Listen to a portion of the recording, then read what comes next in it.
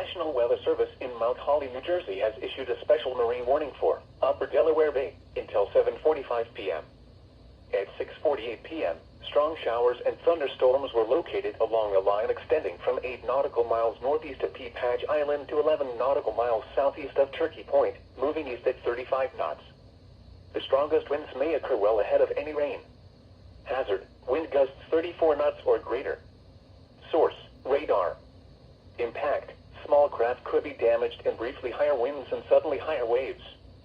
Locations impacted include Woodland Beach, Stony Point, Seabreeze, and Shipjaw Shoalite.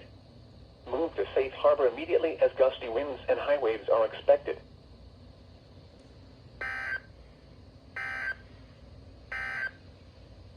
Here is the official